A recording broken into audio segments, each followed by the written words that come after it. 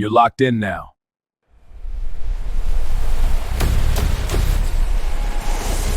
Welcome to Bringing the Wood. Good morning, good evening, good afternoon, beautiful people. Y'all already know what y'all tuned into, man. It's another Bringing the Wood production. This right here, it's the Bringing the Wood podcast, and I am your host, D Wood. Up to some good on a beautiful Thursday. Hope y'all Thursday going well. It's a beautiful day. Have a beautiful day, if I should say. Um, Again, man, I hope everybody's having fun and doing well on this good Thursday. I know I come to bring y'all the sports and not too much more than that. So let's get into it. I'm gonna start though. Something that happened the other day. That's what I gotta start with. Yesterday, we had we had a game. We had a game. I don't know if y'all seen it, but Celtics Thunder. Maybe a little finals preview. It wasn't a bad game. Stars was out. Ballers was in the building. And Boston Celtics was able to snap a 13-game win streak, a 12-game win streak. Big time win for them, 119 to 109. And what more do I really need to say? It was an interesting game if you got to see it.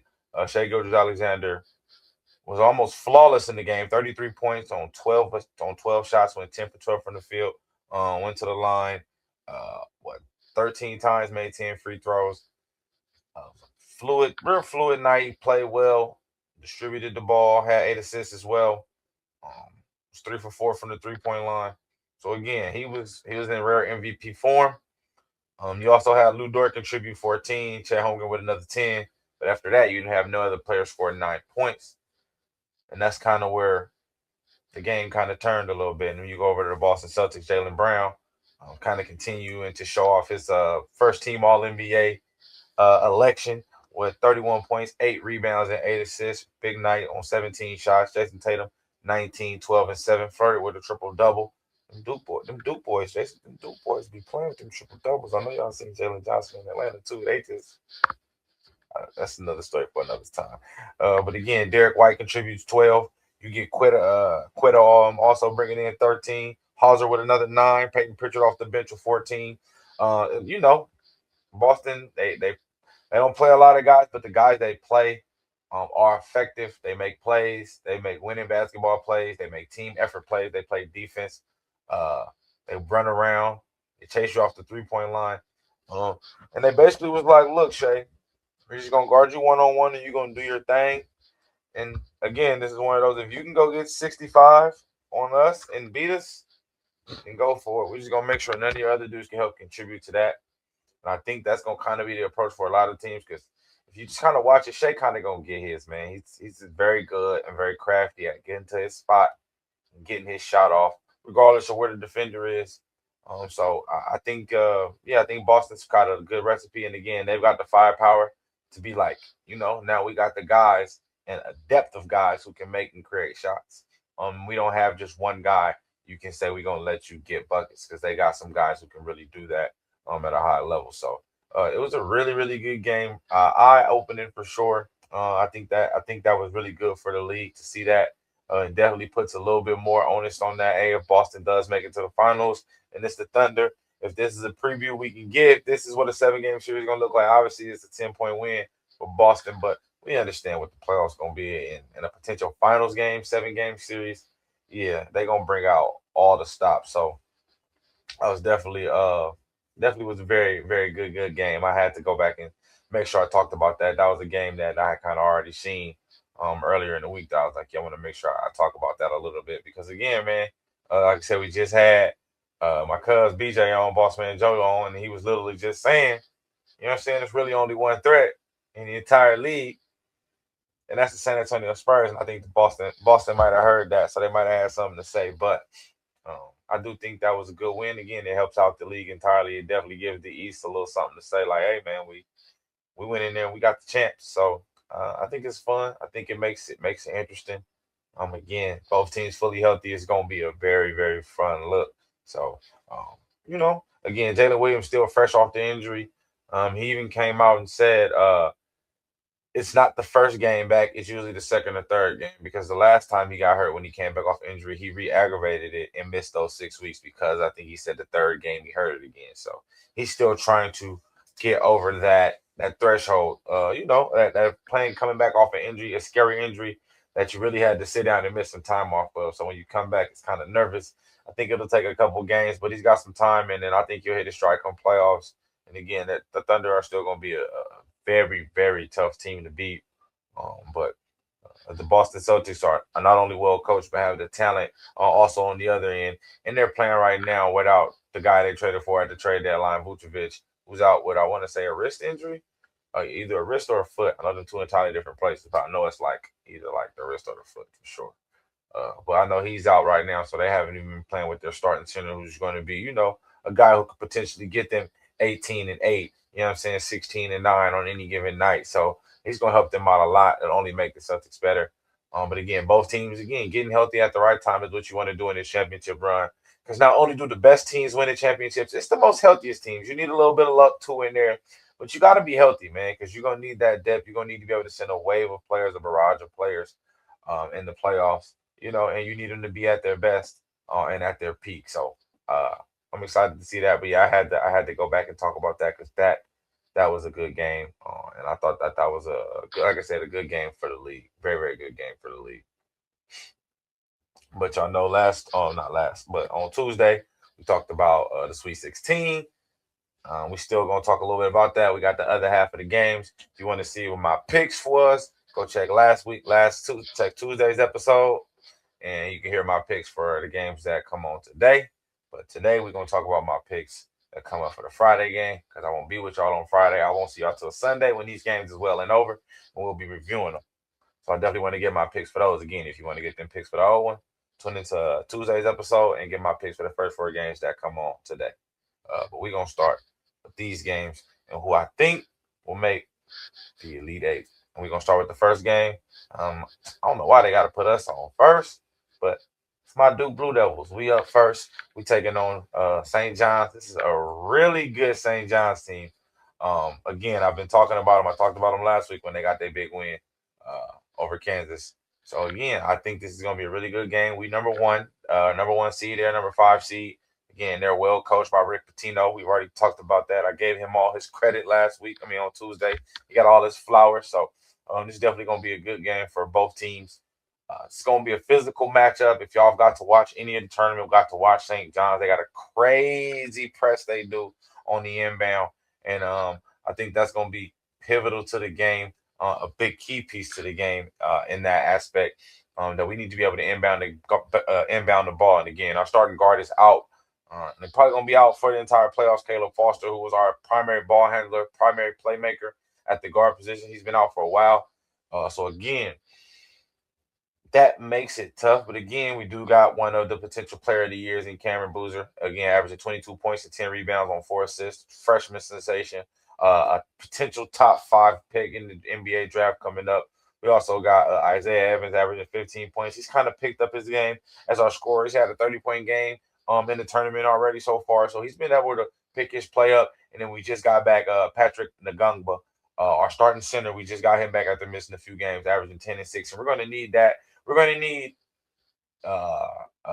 Patrick, who's going to probably be our X factor for this game, in my opinion. We're going to need him, and we're going to need Boozer. They're going to have to bang because, again, like I told y'all, St. John's is very physical. They play a very physical style of defense led by Zuby Ejiofor, who I already told y'all was Big East Player of the Year, offensive and defensive.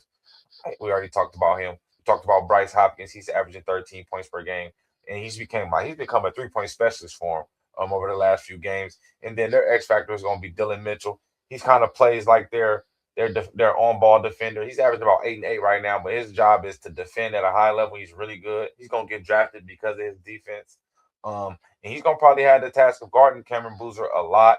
And then, again, they're going to obviously let Zuby guard him, Defensive Player of the Year. So I think they're going to send waves at Cameron to try to wear him out, give him different looks, tire him out, frustrate him, to throw him off his game. Because if y'all see, sometimes Cam can have bad halves where he had a couple halves this year where he's only scored 2 or 3 points and then finishes with 17 points and a half. But in a tournament like this, we can't let that happen again because against a team like this, we get down on, it's going to be very, very hard to get back by the style they play.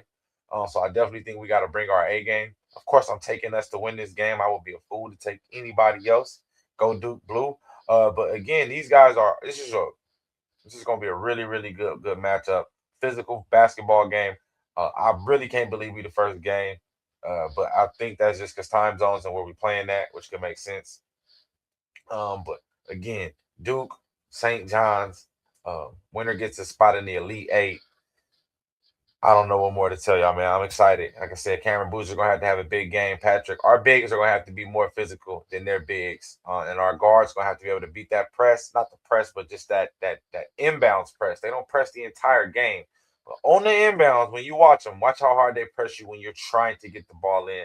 They create a lot of turnovers like that, and yeah, that could be really frustrating on the defense. So if we are able to control the turnovers, and being able to finish in the paint and not, have to settle for jump shots because we're being out physical.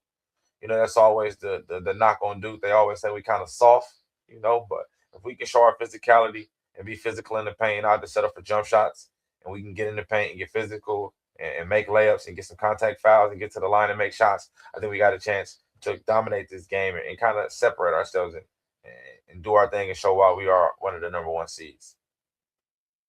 And that game tip off at 14 again. We got the first game of the day, 14.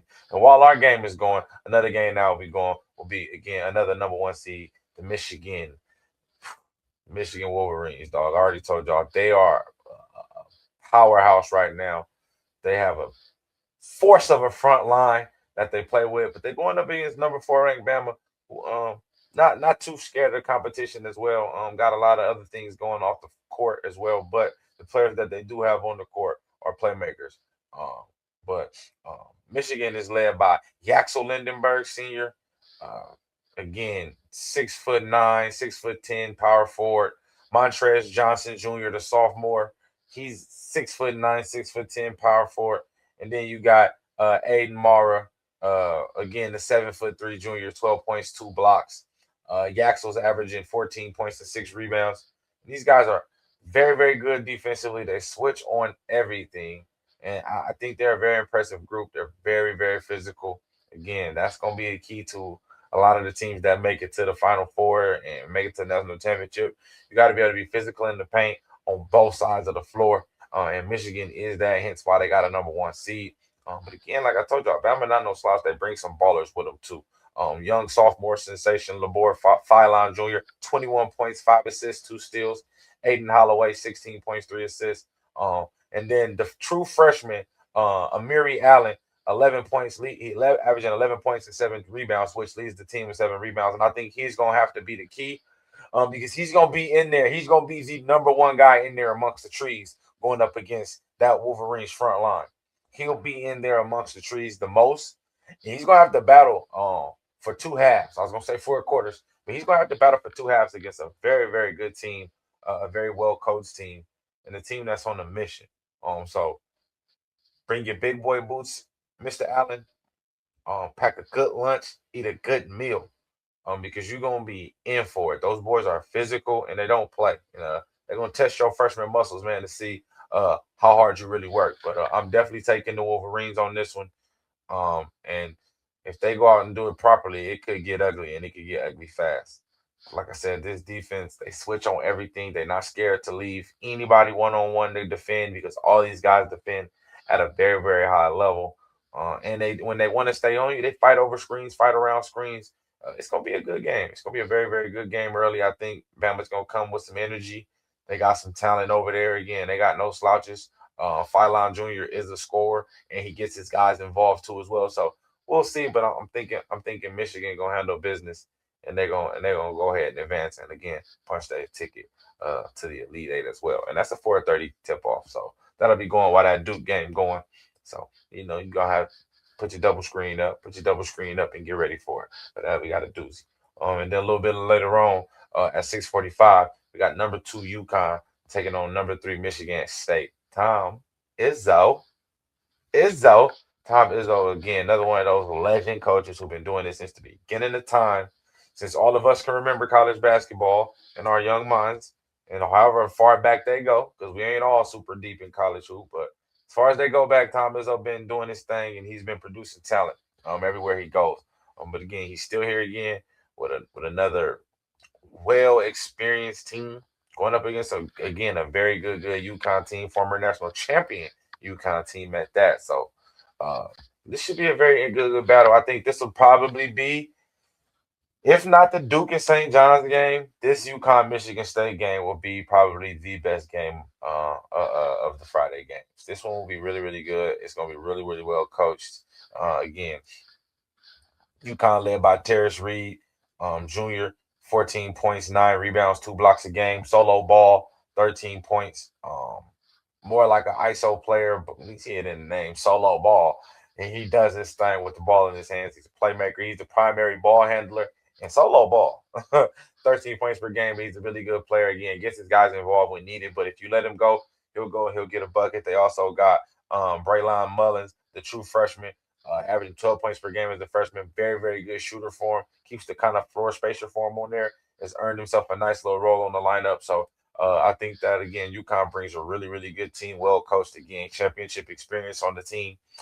So they're going to bring the A game again versus a Michigan State team that's going to be well coached as well, led by Cohen Carr, averaging 19 points and 7 rebounds. And then you also got Jeremy Fears Jr., the junior point guard, averaging 15 points, 9 assists. Again, playmaker magnet, love getting his guys involved. And then Jackson Kohler, 12 points, 9 rebounds, double machine. Again, it's going to be the battle. It's a battle of the bigs, a battle of will. And it's going to be with the team that makes the least amount of mistakes. And neither one of these teams makes a lot of mistakes. So, again, those teams who can settle in and force 1 or 2 turnovers here, make a bad play here, a mental mistake there, this will be the team that'll be the team that kind of, let's just say, pull out of there and make something happen and punch their ticket to the Elite Eight. I think I'm going Michigan State on this one. I think I go with Tom Izzo. I like UConn. I like Coach Hurley. He does his thing there with those boys too. But yeah, I think I'm going with Tom Izzo and the boys. I'm going with Michigan State. They get the dub, and like I said, I think this will probably be the best game of the night, unless barring Duke St. John's. That could be a really good game as well. But I'm hoping that Duke and St. John's is not a good game, and we run away with that and we do our thing. But UConn, Michigan State, this should be a really good game. I'm excited to see that one. I think that's going, like I said, a battle of will, just smarts, good high IQ basketball. It's going to be a fun look for everybody. So make sure you tune into that game. That's going to be a good one. And then the last game of the evening, again, that game, UConn, Michigan State, that's at 6:45. The final game of the night, the 17 game, number 2 Iowa State taking on number 6 Tennessee. Iowa State's going to be a interesting team. They're still going to be without All-American Joshua Jeffries, averaging 16, 7, and 4. Again, second team All-American. They're going to be without him again. He rolled his ankle in the game before last game in the tourney, in the opening rounds. So they don't know how long he out for. It's kind of just say indefinitely. So that kind of sucks. But they were still able to pull off a big win without him, playing tremendous defense for sure. And that was with Tamin Limsey taking over. He's only averaging 13 and 2 on 13 points, 5 assists, 2 steals on the season, but had a career high 26 last week to lead his team on a big time win, again, with the star player being out. Milan Makovic, kid's a sniper. He's gonna have a job in the NBA very, very soon. 134 3-pointers made, shooting 49% from the 3 right now. Not an inflated stat, real stat. 49% from 3. This guy will be shooting 3s for somebody in the NBA as soon as he says he's going to the NBA and punches his ticket. But again, they got a really good team. And then they're gonna need a lot of help. Again, with Jeffries being down, they're going to need more effort from Blake Buchanan and Killian Torrey, the true freshman guard. Those guys are going to have to pick up a little bit of the slack. Those guys play a lot of minutes. So those dudes are going to kind of have to help out. And again, another one of those teams that play a smother and press defense, really hard on the inbound. So they're able to create turnovers. And they like to trap in the corners on offense. When they're on defense, you're on offense, they'll catch you in one of them little, in football terms, in a coffin corner, and they'll kind of press you. You'll try to throw it out. They'll kind of pre-read it, jump it, start to break. It's a real fun thing to watch. I think they're tough, but again, it's gonna be a tough game with Tennessee, led by Jacoby Gillespie, the senior guard, averaging 18.6 assists, along with 2 steals. The true freshman, Nate Amines, 16 points, 6 rebounds, leads the team in rebounds. Again, it's going to be another game where You're gonna have to see one of these freshmen step up, show their true colors, show their stripes, and be able to be battle tested for their team. Um, again, I'm gonna go with Iowa State on this one. I thought they got it done last week, and it was kind of a nervous one. I thought they weren't gonna be able to, but they ended up separating in that second half once they figured out their identity without their star player. And I think they kind of figured out what they're gonna have to do. They're gonna have to lean a little bit more on Lipsy, and I think he's okay with that. Being a senior, been playing in a lot of basketball games. I think he's gonna be ready for that moment. And I think the guys step up. I think they get a win. I think they advance to the Elite Eight. So yeah, I'm taking Iowa State over Tennessee. That one's gonna be an interesting one though too. If the injury kind of shows itself, then these guys get flat, and maybe that was just that last effort hoorah, then maybe. But I definitely thought that they showed themselves. I thought in the game against Kentucky, they went up one. They ended the half up one, and they played a bad half, and then came out and played a great second half and ran away with the game.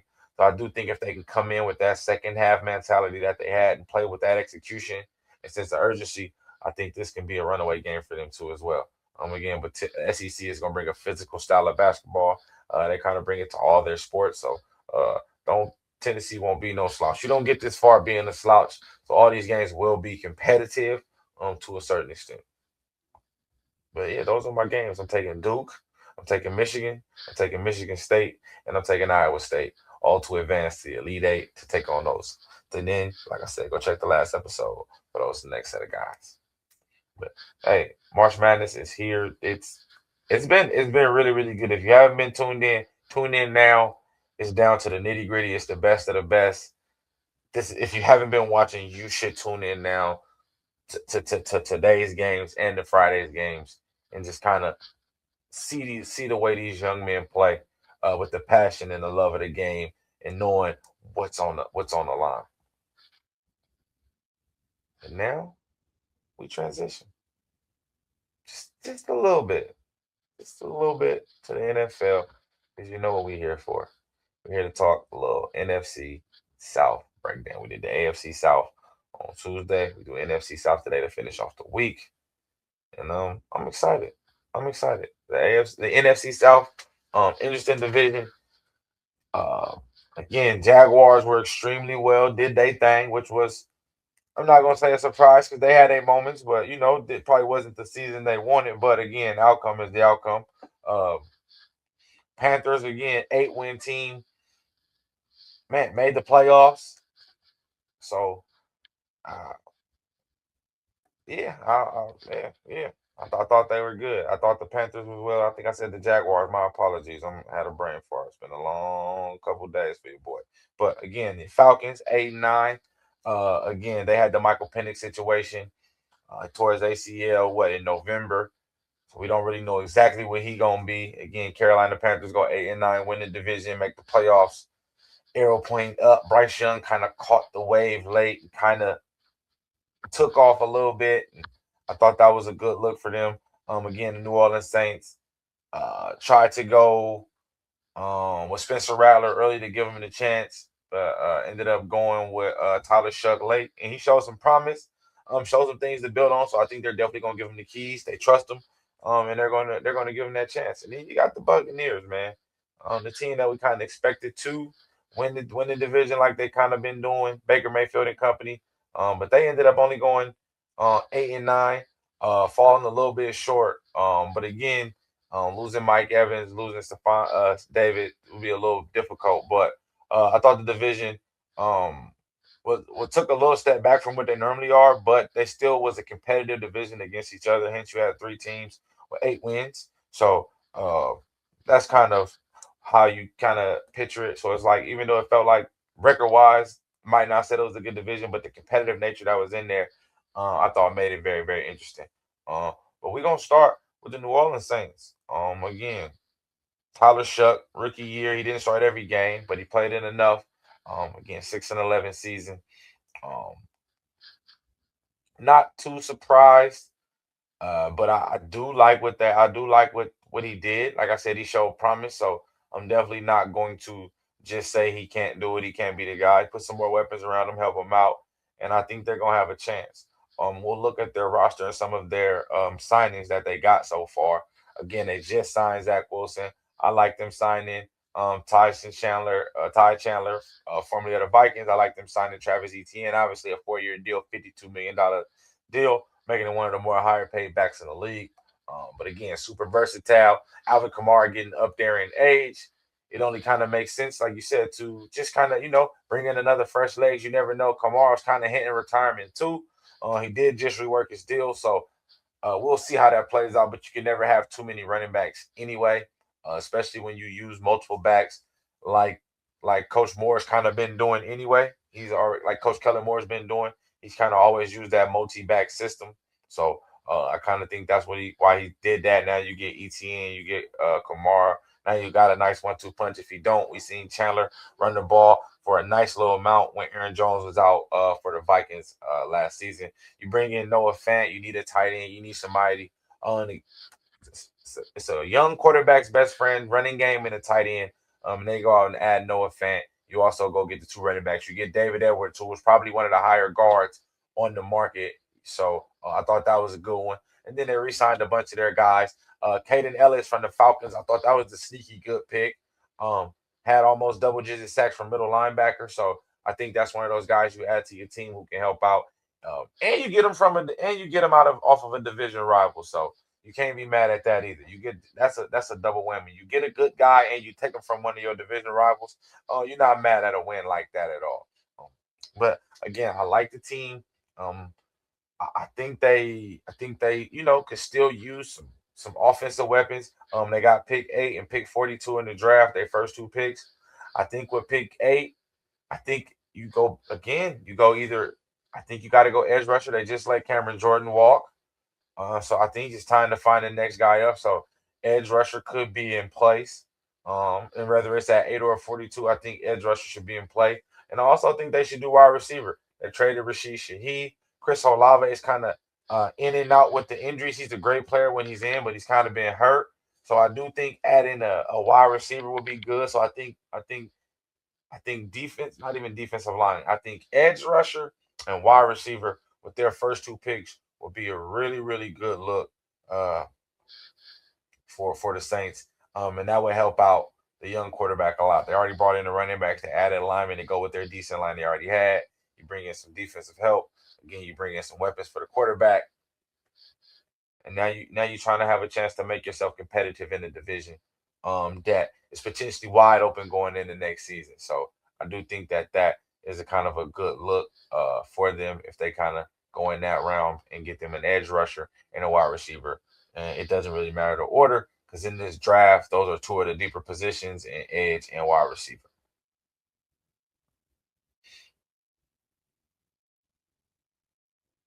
Next, we'll talk about the Carolina Panthers.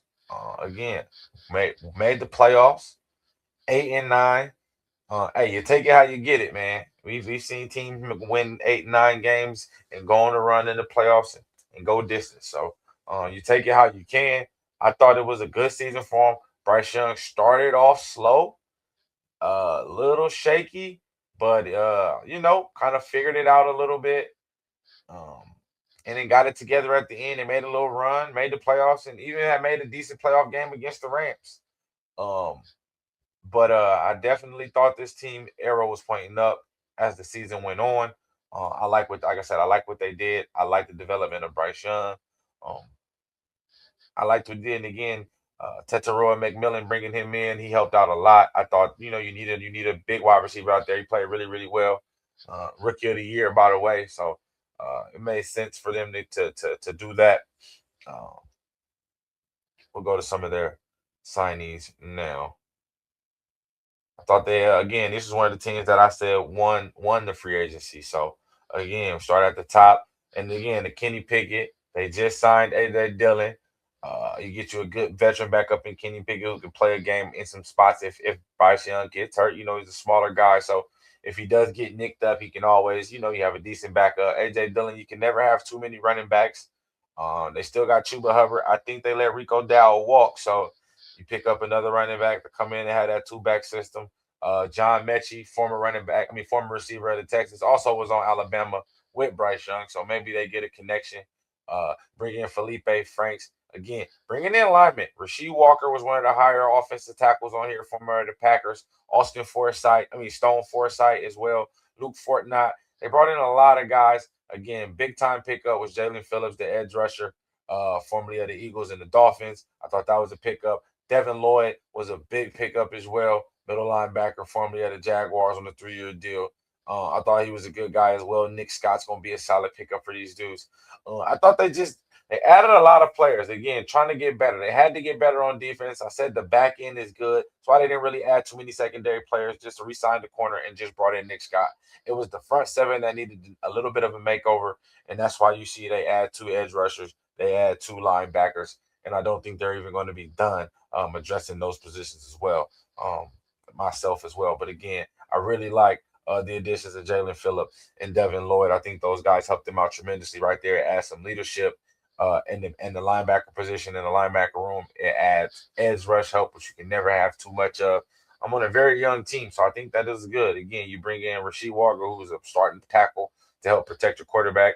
You pair him with Ryan Moulton, and now you got 2 bookend tackles for your quarterback. They brought in the guards last year, so they're just building up a core to make sure if injuries happen, we got enough linemen to keep our quarterback upright for a future, so we can make a deep playoff run. So I really like what I've seen. Out of the Panthers and what they've done. Again, pick 19 and pick 51.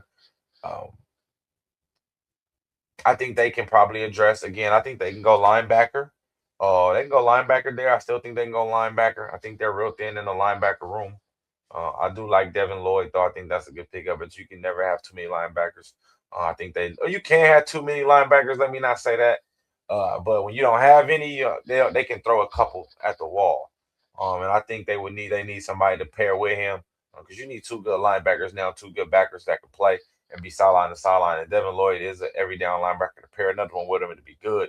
Also think they could use a tight end. I think they could use a tight end as well, because I like Trimble. He's an okay tight end, but I think they could use somebody down the seam to really help out. Again, your young quarterback. Y'all just added to the run game. Y'all added to the offensive line. Get him a tight end. Put it right down there in the seam. Like you said, if Sadiq is there at 19, you take him. If he not, get you a tight end at 51, or maybe even that 83 in the 3rd round. But I definitely think a pass catcher, somebody they use. Maybe if it's another receiver out there, you can go receiver at 19 too. But I think tight end would be the better look. But I do think that. But again, the Carolina and Panthers, again, arrow pointing up. This division is very, very interesting right now, where everybody sits at. Next, we're going to talk Atlanta Falcons.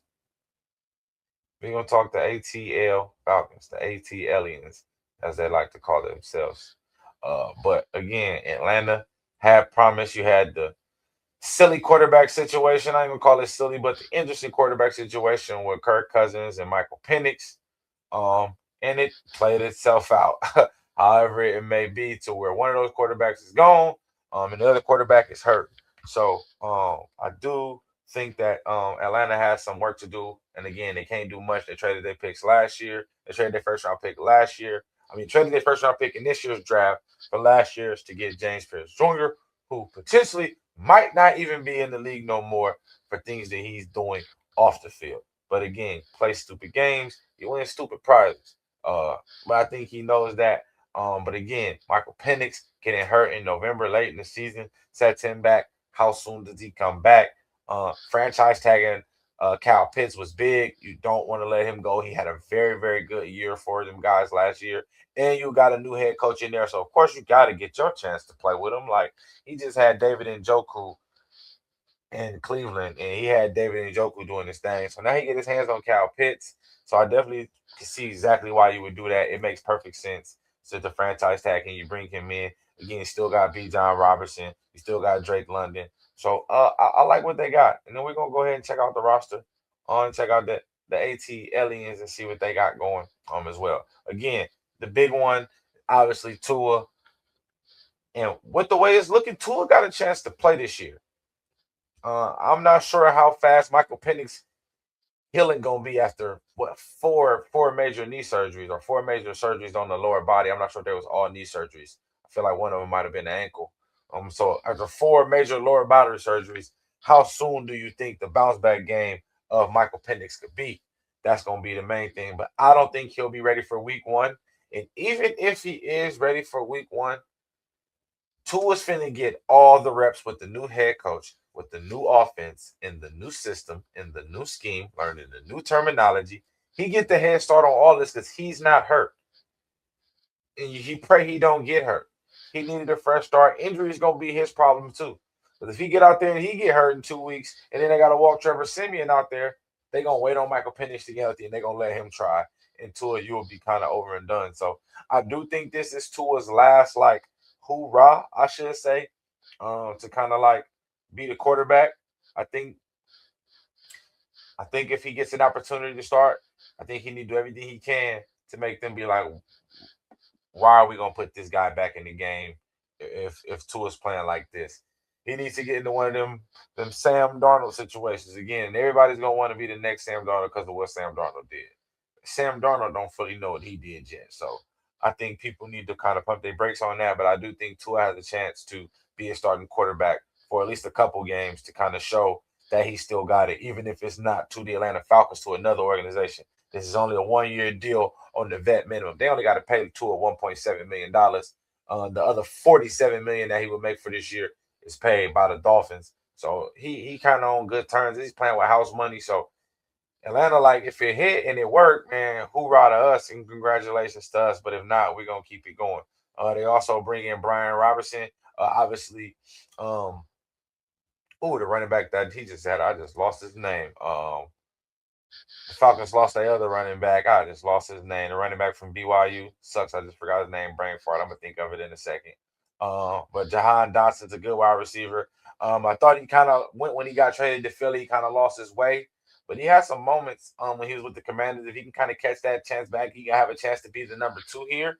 With them really not having a number 2 next to Drake London. So I think he has a chance to do that. Obviously, Hooper is a good number 2 to have. Kyle Pitts, again, we talked about being franchise tag.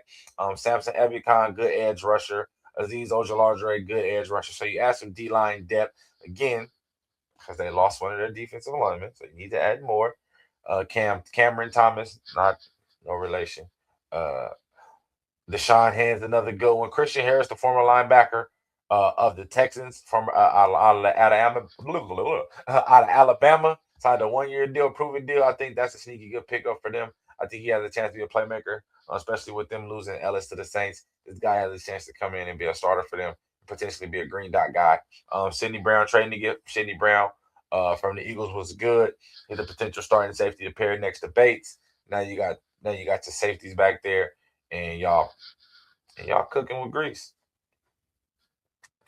I think Atlanta did the best they could in the free agency because they knew they didn't have a lot of draft picks. Again, they only got 5 total picks, and their first pick started at pick 48 because, like we talked about earlier, they traded that pick to get James Pierce Jr., who again might not be in the league for the actions he was out there acting a fool out there in them streets. But again, with pick 48, I think they need to go probably cornerback to go on the other side of AJ Terrell. I think they could use another corner on that other side. That would help them out tremendously. I think that would probably be their number 1 need. Or again, a receiver if they not sold on Jahan Dotson. Maybe you take you another wide receiver there. And then you can never have too many D linemen or O linemen. Trenches are always good to take. But in the second round, they probably will take the best available skill player, whether it's a corner or a wide receiver. I feel like I can kind of see them kind of going with that. That's kind of what I think they look will be. For sure. Last but not least, the Tampa Bay Buccaneers. But like I've been telling y'all, I got the guess for the Bucs, man. Coming on the podcast, man, it's a good friend of mine, man. It's the homie. But avid Bucs fan, been a Bucs fan since I met him. I met him in high school, and this is even repping. So I never deny him his allegiance. And I meet a bunch of friends who don't have the normal sports teams, and I think that's what makes us such good friends. But here repping the Bucs, also gonna talk to y'all about his own personal things he got going on his own personal networks, on his own thing, Flights and Flicks, and I'll let him be the speaker of that. But coming on to the stage, to the potty to talk all things Buccaneers, bringing the wood. My homeboy D Jones. What's good, What's man? good? It's your boy D Jones with Flights and Flicks, and I'm here to talk about some shit I've been watching. What's up with y'all, man? Come How on, y'all doing? good, good, man. How you been, player? Man, living life, trying to watch all these movies, all the cinema I can, just so I can get out the reviews I can. You feel me? Come check out Flight and Flicks if y'all want to. Yes, sir. Flights and flicks, man. Here, movies, shows, comic book. Movies, TV shows, comics. I mean, anything cinema. We talk movie, TV shows. Let's go animated, anime. When I say animated, I got three badass babies. Three. So Mhm. if you want to talk Disney movies, kids animated movies, I watch all of them. So yeah, if you want to see something, you thinking about watching something, and you don't want to get into it, just let me know. I probably have already seen it. Believe me, I watch a lot of stuff, any genre, all that. So, like I said, you want to talk anime, cartoons, I Mhm. watch that too. So just holla at me. You know what I'm saying? But we Facts. got Facebook and TikTok. So you can hop on what you see on here. Flights X Flicks, Flights and Flicks. Come holla at us on Facebook or come holla at us on TikTok. We ready for whatever you need. Come on, man. Bring it. Make sure y'all click that, like that, add that, man. I'll make sure to put the link in my comments so for sure to all his social media so y'all can go ahead and check that out. Like I said, he really good at his reviews. He do his thing because he enjoy his movies. He enjoys cinema. Love movies. Yeah, man. So he do his thing. It's fun. It's a fun thing, man. And like you said, man, he watch all type of movies because it's him and his kids and his family, his wife. Babies. He all over with the movies. So he watched a little bit of everything. So yeah, he can put you on game with some movies too. But today we We gonna put talking them Bucks. You feel me? NFC South, baby. us on game on some things about the Bucs. Now, obviously, the season didn't go obviously as planned. 8 and 9, falling a little bit short of the playoffs on the run. But before we get into the future and what's to come of new Bucks, how do you feel about the last season? And where you guys kind of finished up? I mean, at the start of the last season, we finished what 8 and 9, I believe. We fell off. We were leading the division leading up into the going into the playoffs, but I was going into the playoffs. As you know, I was kind of like, I hope we didn't make it because I just felt like we had a lot of injuries, especially with Mike being injured. This was his first like major injury where he broke something. I was like, we ain't really looked too good. Mecca wasn't really like he looked good early, and then when we got Chris Godwin back, it kind of like fell off because I felt like Baker was trying to feed both of them, and then when we got Mike back, it really didn't look good because he was trying to feed everybody. So it just getting to the playoffs, everybody's like, "Oh, y'all ain't gonna win." I was kind of like secret, like, "Yeah, I ain't really tripping. Like, I really don't want us to go. I don't want to go and be disappointed." Yeah, But in the last year, in the beginning of last year, I was very excited. Even with Mike being injured, we came out. We was out there. I think we was like 6-1. We only lost one game. I think it was to the Eagles. We lost to the Eagles. We looked real good. So started the season, I was excited, talking big shit. Then we went on a big losing spree, and I was just like, we got it. We lost 3 games. We lost 3 games. We be back. Oh, we lost again. Oh my God, we definitely about to lose the division. Yeah, I don't want to go to the playoffs. I hope we don't go to. I hope, man, Saints better win this game so they can make it to the playoffs. We ain't got to worry about this. And then at the end of the season, we're gonna win the last 2 games. Like, that makes zero sense. But I know how that goes. like, that makes zero That's sense. what But all over the li- place. like I said, in the beginning of the season, I was excited because I was like, "Oh, we look good even without Mike." And Mecca was looking good. Rookie year was looking good. Tez Johnson was looking good. We was looking good. And then it didn't. So as I said, I was excited, but then I was kind of disappointed. I was like, our division, what I'm saying, is not that good. It's very bad. And Mhm, I've mhm. been talking about it for years. We need DBs. I was excited for Carson Davis to leave this year to go to I want to say the Lions or the Patriots. I want to say he went to the Patriots. And then Yeah, he was online before that. Yeah. yeah, I was excited for him to leave because I was disappointed because when we got Todd Bowles as the full defensive coordinator, a full head coach. I was like, okay, we probably gonna get a better defense now. Probably gonna pick up some more DBs. But as you can see, our DBs was injured. It looked like we went and got a lot of young DBs, but we didn't pick them up young. We picked them up late in the draft. I want to say in the past drafts. So we Mhm. got a lot of young DBs that's been hurt. So when they finally getting in, they not really getting no play. And they, like I said, they late in the draft picks. So they not really top dogs. They And just all the way there, people he out. did developmental They just project. trying to be there. And about to say, and what's even crazier is that Jamel Dean, who I thought would have been a lot better, but because he was injured in the previous years, I thought he was going to be better this year. But He's still injured and still looked stiff when he was out there. It looked like he was coming down, but jogging real stiff, wasn't trying to hit nobody. And then they had him in coverage looking crazy because we didn't have no DBs. So every time he was in coverage, he looked like Carlton Davis. I was like, oh my God, bro, he is giving it up and they know where you are at. It's crazy. Every time we look up and you come down to play press, it's a touchdown because they cooking you. Then they pulling you out because you injured. I don't get it. We need to pick it up. No, But like I said, I was just disappointed in the end. But outside of that, I'm excited to see what we can do this year. But no, most definitely, and that's why that's what we're here to talk about the future. And you guys got kind of busy in the free agency a little bit. Guy got a little active in there. Again, Kenneth Gainwell, you guys lost Rashard White, so bringing in Kenneth Gainwell helps out a lot. With that running receiving aspect, with Bucky being that physical banger. You know what I'm saying? yeah, yeah, yeah. Ahmed coming in from the Lions, 10 sacks, and then Alexander Anzalone. That's a crazy one for the tongue. Signed a 2-year deal, kind of helps fill in the place of Davis, who we'll talk about, who retired. We'll talk about him a little bit later. But how do you feel about some of the guys y'all brought in so far? I'm excited about Anzalone. Anzalone. Hold on, pause. I don't know if y'all can hear, but my baby's walking around here, but apologize about that. But I'm excited about Alex Anzalone because we did lose Levante. I was not expecting him to retire. I was expecting him to go to free agency and test the free agency and us take a little chips at him and we bring him back. I was not expecting to lose Levante David. Like we lost Devin White, I want to say last year or 2 years ago, which was a big hit because he was young. So I was expecting him to stay too, be loyal, especially with the group that we had. But I'm excited. Like I said, Alex Aloni. I'm kind of excited about Kendall Gainwell to see what he can do, especially in the new. People get new landscapes, so he might do something out there. But we also need help in the interior line. So I don't know what he gonna do in there. We did also pick up Jake Browning. It's not that big of a signing, but it's also a solid backup. He did do his thing in the Bengals. Real position now. Like, it's a real position you need because you're going to need somebody for at least 2 to 3 games. Yeah, I was like, dang, Teddy left. I'm like, all right, what we got back there? Like, I don't know if we really got anything back there besides Teddy.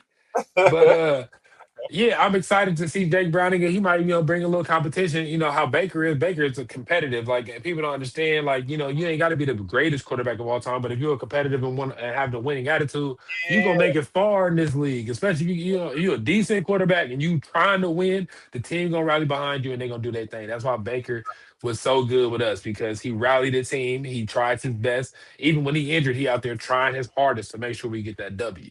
That's So why people want to play for Baker for sure. uh it was hard looking at everybody that left because we lost Logan Hall, we lost Jamel Dean, we lost Devontae David, Mike Evans, we lost a couple people, but like I said, Alex Saloni coming in, you would think that we would want some receivers, but our receiving core is actually pretty decent. We and super young.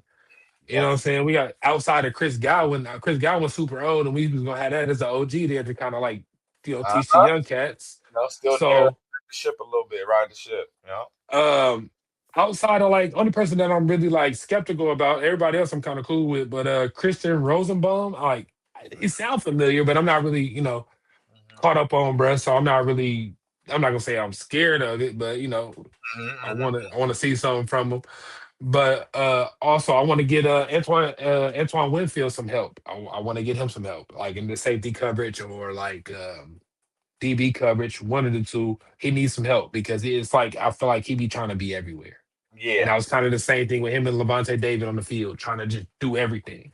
And it was just like Jamel Dean off the field, Eisen off the field. What we doing, man? We need to pick up something. Yeah. Facts. And No. I'm like, it's frustrating. It's frustrating to look at our coach, who is a defensive coordinator, you know what I'm saying, to come out and you're not really picking up a lot of defense. And now, especially with Vita Vea basically being our only defensive lineman, like, hey man, we're gonna need you to do your thing in the defensive draft this year. I mean, I know you think we might need some offense. We can pick up some offense late in the draft, but you ain't really picked up a lot. Like you picked up a couple things. Like I said, Alex was only pick up for cover for Levante David. But I'm not really big on Miles Killingbrew, like as far as like DBs. Like I like what we did as far as like Muhammad and Robinson. But we need a little bit of something. I want to get a defensive stud. I don't think we're gonna be able to get a defensive stud. We got to get somebody that's gonna work hard because we so high in the draft. We're like 15. So Yeah. pick 15 in there, pick Yeah, 46. so like I said, I want to get I want to get a stud. I wish we could. I don't care where he had that defense, but I want a stud. You feel what I'm saying? I want somebody that's gonna do something, man. Have me out there excited. I want to get, you know what I'm saying? See, I'm Yeah, rocking this mic. I want to give me another defensive jersey. You feel me? I want to go get something definitely nice. y'all going defense. I definitely think y'all going aim defense, like you said. The receiving room is excellent. I like the running back room now. Bringing in Gainwell to pair with Bucky and Sean. If Sean comes back, I think that's a nice little room there. I like that.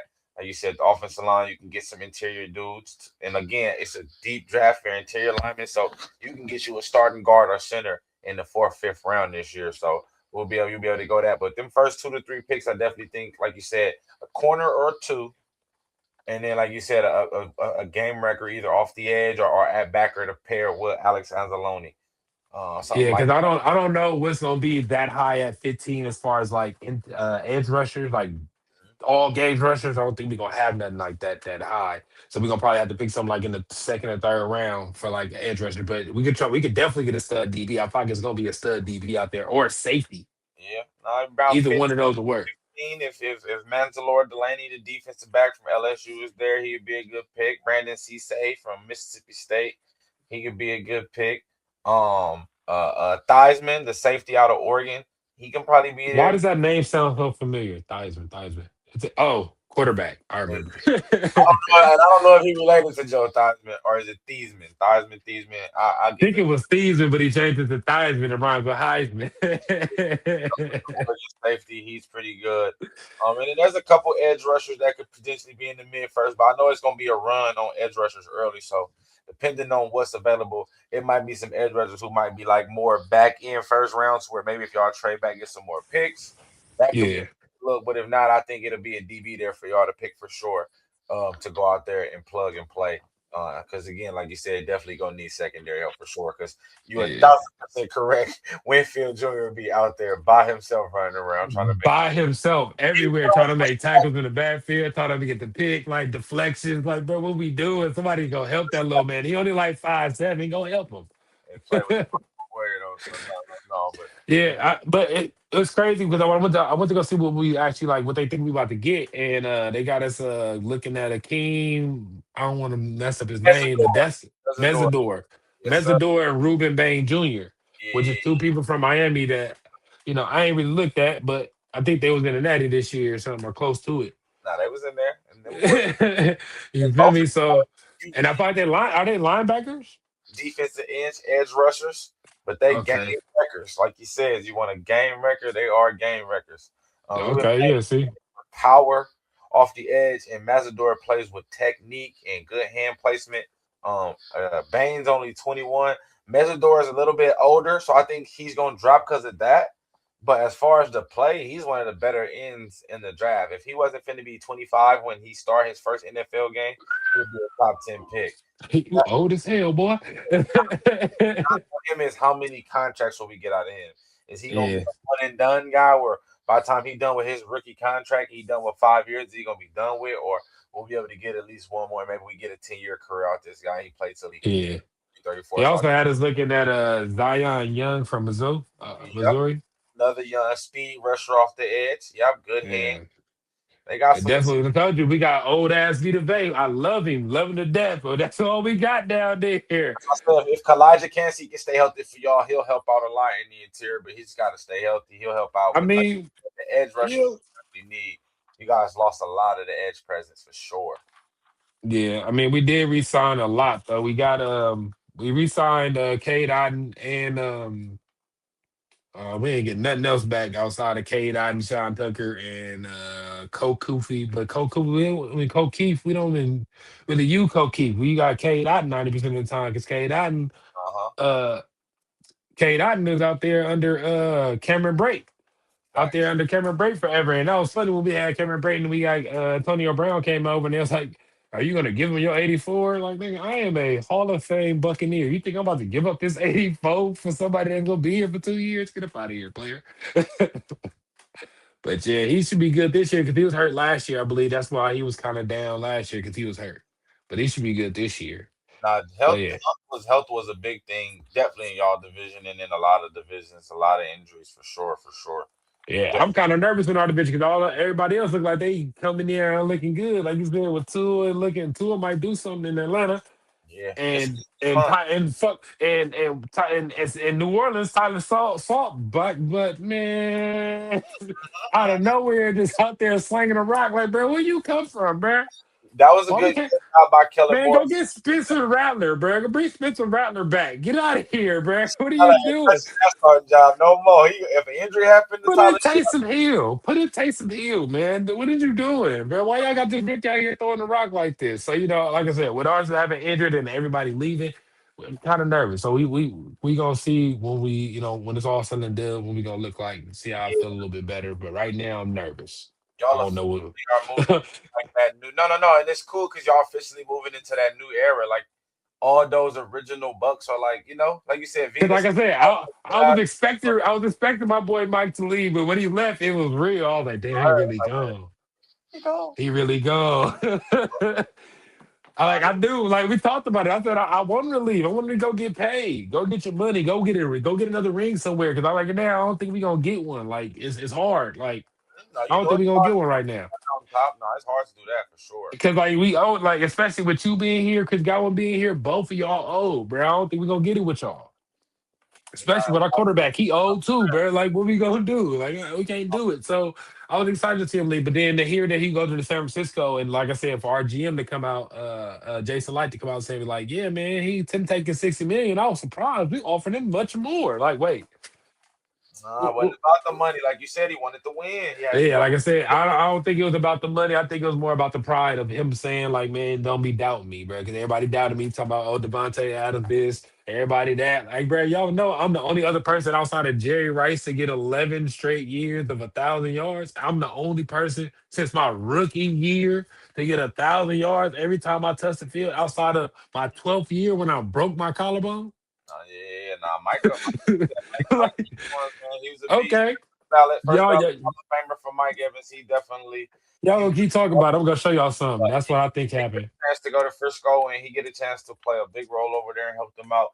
They had And take a lot of red zone woes over there. That was kind of where they struggled at in the red zone. And Mike Evans is one of the best red zone threats of all time. So I all think time. with Brock Purdy, who's really good in the red zone, one of the more efficient. Like he picked he knew what he was doing. That's why I respect the Bucs. Like we can franchise tag, we can play this song and dance with you, but like you've been nothing but the constant professional to us. It's 12 years, man. We love you. So Here you what you go, want to bro. do? Go hand pick your team, bro. Go be great, and I respect organizations like that. And he That's went to John Lynch. come on now. Why would I not? I know they gonna I go there. I know what's going hate John Lynch so much for going to San Francisco, but he went to John Lynch. on. So Like, bro, like you went over there, man. they gonna take care of him over there. And now he the vet over there in that young room, and the same impact he had on y'all young receivers. Now you go over there with Ricky Pearsall, who's really young, gonna need a mentor. I feel like they're gonna And he draft growing. him. Now you bring Mike over there to kind of throw that big arm blanket on him, and now yeah, I think it's a good look though. And then like you said, the David one was a shocker, but he Yeah, he gonna have his jersey retired Buccaneer Hall of Famer. But Mike Evans, he gonna get a gold jacket first ballot. As soon as he makes definitely. 5 years removed. But before we get out of here, let them know again where they can find you at, DJ man. And then you can find us on Facebook. Facebook, we do a Flights and Flicks, same way it's written on here. Flights X Flicks with the Z's on it, not the S's. And just come highlight us, send a request. I'll let you in. And on that page, all we doing is, posting new stuff. All my reviews will be on TikTok. It'll be me and Stone. He not here. Whenever y'all can get him. But it's me and Stone, man. So on Flights and Fits on Facebook, that's for y'all to post and let me know what y'all want me to review. All my reviews will come on TikTok. On TikTok, it'll be the same way. Just look at it like that. You can go in there tonight and check out the review I just posted, and you'll see that. But outside of that, check it out, Flights and Flicks. Hey man, I appreciate you coming on talking Bucks with me. Obviously, we'll get you on. Man, anytime, man. We can talk Bucks, we can talk boxing, we can talk UFC. You know, I'm about that contact You sport. already know we're gonna get our Scrabble Up Saturdays going. We're gonna start going live for the UFC events. We got some things cooking up, some collabs coming. Definitely can't wait for that, man. Thank you for having me. Thank you for having me. Bringing the wood. I love it here. Come on now, we're gonna have you back on post draft to talk about the Oh, draft pick and definitely. get that going. So we gotta I'll be back anytime you need me, big dog. for sure. We'll tap in with you after this, baby. You already know. Yeah, yeah. Yeah. Hey y'all, I'm telling you, it's a good time on the show, man. We have a good time. We're authentic fans who really go and know their business of their team. And I appreciate it. And again, man, I'm supposed to have one more person on here. We're gonna get him on again. They're gonna come on, my little brother's supposed to come on and talk Atlanta Falcons with me, a Falcon fan, and he has some Kobe hot takes because he a Laker. So yeah, so but we're gonna get them boys on here. It ain't over yet. I'm gonna keep on keeping on. But again, I appreciate all the love, all the support. Thank you to everybody who always like it, subscribe it, share it, see it on Facebook, see it on YouTube. Watch the videos, watch the reels, share the reels. To the people who always telling me keep going, I appreciate y'all. To the new people that I've never met who comment on my YouTube, I truly appreciate that. I really love giving sports information. So, yes, bro. Yeah, please don't stop. Yeah, I thank y'all. I can't thank y'all enough. Make sure y'all tune in on Sunday's episode. We'll kind of just, weekend review, talk about the Sweet 16, talk about NBA as playoffs get near. We'll talk a little bit more MVP race, keep it tight. Talk about the Elite Eight and what team's going to get ready to play in the Elite Eight. And then we'll get ready prepared to do our last set of division reviews, which is the NFC and AFC North. We'll do AFC North on Tuesday, NFC North on Thursday, and finish out with that before we start to rotate into draft season and we really get into draft season. And we'll start to talk about that and what those episodes will be at that time. But again, thank y'all as always. Love, peace, and hair grease. Love, live life in Tupac. Tell a friend, tell a neighbor, tell an enemy that it go down over here. It's the Bringing the Wood podcast, and y'all know what I do on this podcast. I just bought the wood. Peace. You've been locked into Bringing the Wood. No soft takes, no watered down debates. If it's in the game, we bring it head on. Until next time, stay locked in.